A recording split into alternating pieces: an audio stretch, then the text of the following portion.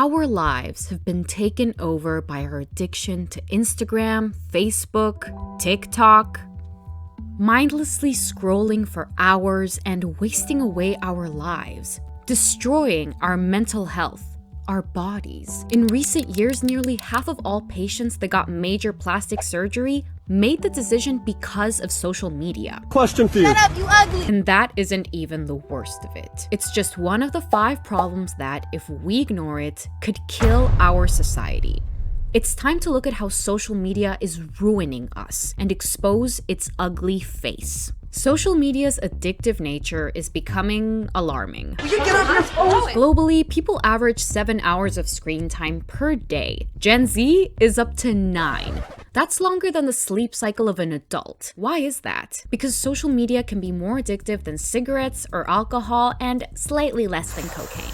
Literally. And this is how it works. In the age of short-form content, think TikTok, Instagram Reels, even YouTube Shorts. It's very easy to be entertained, and it's becoming easier by the second. If you, for some reason, don't like the video TikTok showed you, only a flick of your finger is needed to take it away. This way, our little brain chemistries receive instant gratification. That's where the danger of addiction comes into play. So there are 2 things that make anything, whether it's drugs or Instagram stories, highly addictive, and why we can't release ourselves from the vacuum of our phone. The first is an easy reward. For any addiction to take root, it needs dopamine. Bear with me on the medical terms and I'll give you a little treat at the end of the video. Dopamine is known as the pleasure chemical, or even referred to as the happiness chemical. And there's nothing more rewarding that squeezes out more dopamine than short flashy videos and stories. The second thing that's necessary to create an addiction is easy access. I'm sure that you, viewer, are not only using social media to watch this video, hi, but can access any other platform in a matter of seconds. You close YouTube and open Twitter, close Twitter and open Instagram, without having to press more than 2 buttons on your screen. And the companies that own these apps are well aware of this too, and play into the easy rewards and access, making sure we can ping-pong between short, stimulating content, since it's the best way to keep you hooked and make them more money. I mean, even the color scheme and design of these apps have been chosen to fuel addiction. Ever notice how many apps are blue? In color psychology, blue triggers specific, desirable psychological and physiological responses, especially when it comes to marketing. But I digress. TikTok, Instagram, and Facebook's algorithms are made by the top professionals in the world. All of them focusing on whatever will keep you dependent on the app, from its shiny appearance to its shoddy content. We are all being preyed on by the corporations that own these apps. Marky Zucky, I'm looking at you. And the company that owns your favorite social media apps, let's not forget that Instagram, Facebook, and WhatsApp are all owned by Meta, will do anything to get in your wallet. Oh, hi. Did you want to buy some drugs? And it's not always a straightforward business, as you can imagine. Professionals can smell where the money is. Senator, we run ads. And insecurity sells. I think there's probably nothing more profitable than an insecure, social media addicted person that spends all day comparing themselves to the beautiful fake people they see online. This phenomenon is called comparison culture, which speaks to comparing your own looks as well as your life to another person's curated online presence. The f*** you say to me, you little s***? Selling through exploiting insecurities has led to a boom in plastic surgery and photo editing, setting an impossible standard. A standard that capitalizes off of your insecurities. Take these women, for example. They have literally altered their bodies to the point where they no longer look human. These extreme examples are partly due to our beauty standards changing, and not just because beauty, like anything else, goes in and out of style, but it's changing based on the beauty algorithm. The beauty algorithm is part of a formula that can make a video go viral. In simple terms, it just means that TikTok, who is the creator of the beauty algorithm, will determine how hot you are and based on that, show your content to more people or not. Smash. Having attractive features adds to the potential for virality, which basically means that if you're an uggo, even if you make great content, it will be ignored in favor of a hotter person. I'm striking. You may be wondering, what are these ideal features? The list, based on several studies of ideal beauty standards, is as follows. A lighter skin tone, no scarring or facial deformities, no dark circles, slim V-line face, large eyes, and a small nose.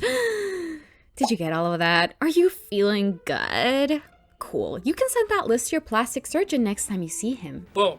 Roasted. A lighter skin tone, no scarring or facial deformities, no dark circles, slim V-line face, large eyes, and a small nose. The current beauty standards depend on social media, and vice versa. We can't ignore how each of them feeds into the other in a vicious cycle. Even bodies go in and out of fashion in this way, because there's no profit if people finally manage to reach the beauty standard. But it isn't healthy for anybody to change radically in such a short period of time, and trends are going faster than we can naturally keep up with. And we aren't keeping up with it, not without hurting people.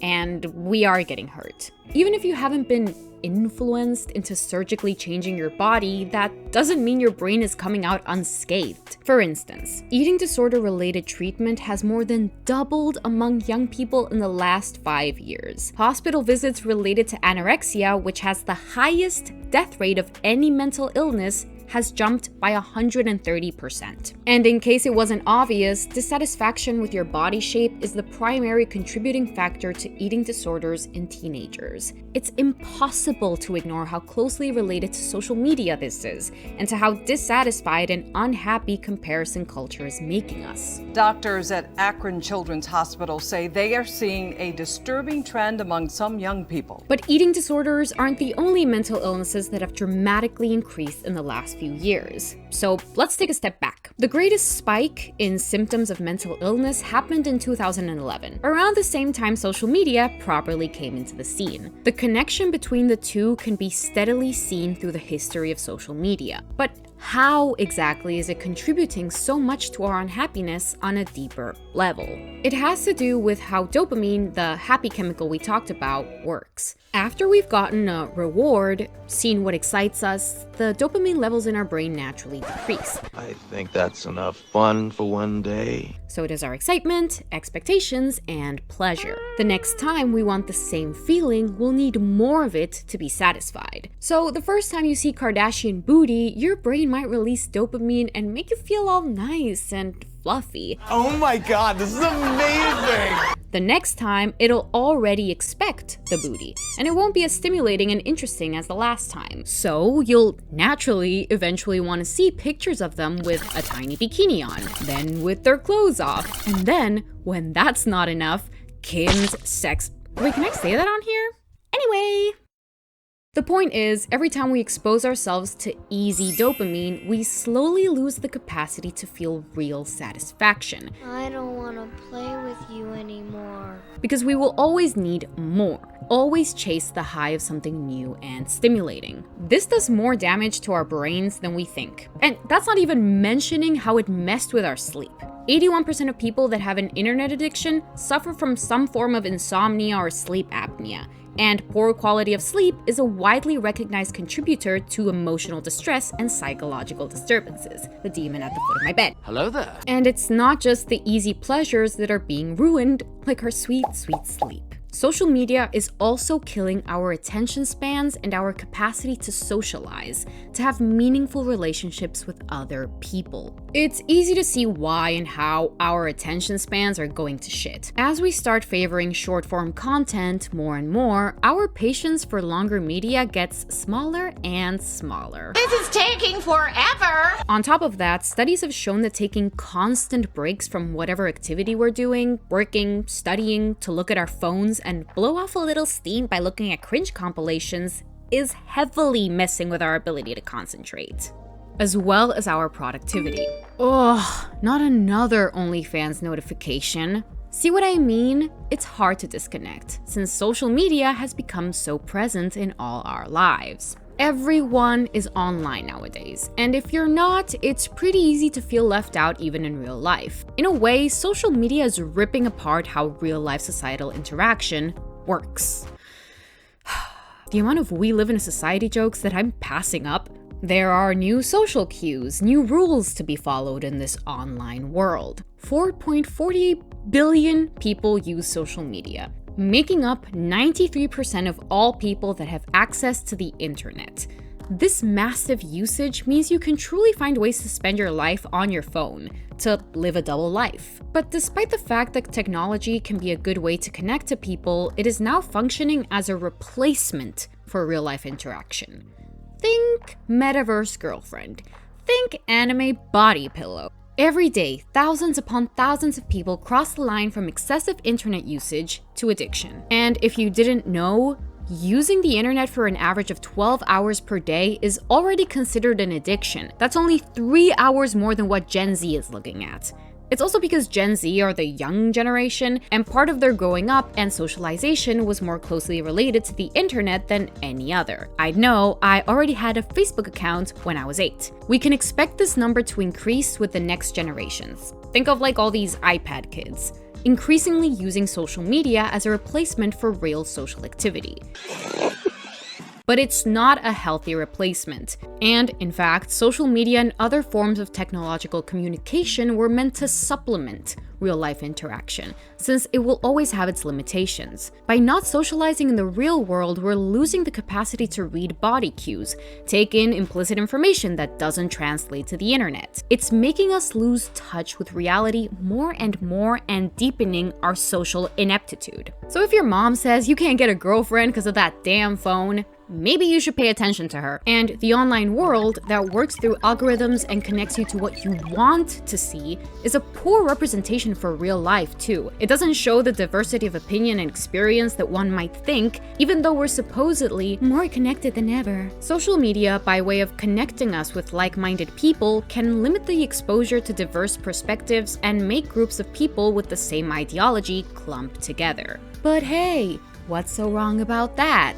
Whapa! This doesn't sound all that bad until you consider what it means politically. Social media is designed in a way to keep you engaged. We've already established that. Through its complex algorithms, it'll show you what is most likely to appeal to you, and any different perspective will rarely be shown. If it might make us question our beliefs, rethink our prejudices, or make us uncomfortable, This just means that social media works as, essentially, an echo chamber. Once you enter a certain ideology, your app of choice will throw you into a cycle of satisfaction by showing you things you already know and agree with, confirming your biases. Each like-minded group stays together, and they believe everything their accepted comrades say, rarely digressing from the general opinion and instead feeding each other in the same line of thought. You know when you tell your mom off for believing everything she sees on Facebook, and then you turn around and believe everything you see on TikTok? Yeah. These echo chambers feed into our biases, our weaknesses as consumers for things we believe to be right, and fail to challenge us intellectually, stunting our growth as human beings. We unwittingly fall into these echo chambers, which stifle any chance for meaningful dialogue and fail to think critically of information we see, using our own criteria. The only diverse opinions we might be shown are those of the extreme opposite political perspective, which we will clearly disagree with and can then dunk on them comfortably, hating it without needing to use much brain power to think of a compelling argument as to why. Or the mom and dad, or the neighbor, or when you go to church. And if we have a community of people online who think just like us, why would we ever want to be made uncomfortable and experience the diversity and chaos of the real world? Forming these dangerous political bubbles, feeding our obsessions and unhealthy habits, these things don't seem like they will be controlled anytime soon. Especially not if we leave it in the hands of the people who are profiting from our addictions, our mental illnesses, and vulnerabilities. This darker, money-hungry side of social media wasn't born out of nowhere. It was carefully crafted and is being maintained and worsened every day. Despite the fact that this is such a widespread problem, it's not as regularly discussed as it should be. Currently, over 60% of men who use the internet have a social media addiction. 55% of women do too, and just opening up the conversation and being aware of what is being fed to us can be the beginning of a healthier relationship with technology. I'm not gonna sit here and say that there aren't benefits to this online world. One of the most interesting things about social media is exactly how global it is and how many people it reaches. So there's nothing inherently wrong with technology or wanting to connect to people online, but ironically enough, the way to make social media better is to recognize the things that make it terrible. This whole video is just to say it's important to connect with reality, reclaim our lives beyond the digital world, and slap the ugly face of social media. Basically, just touch some grass, babes.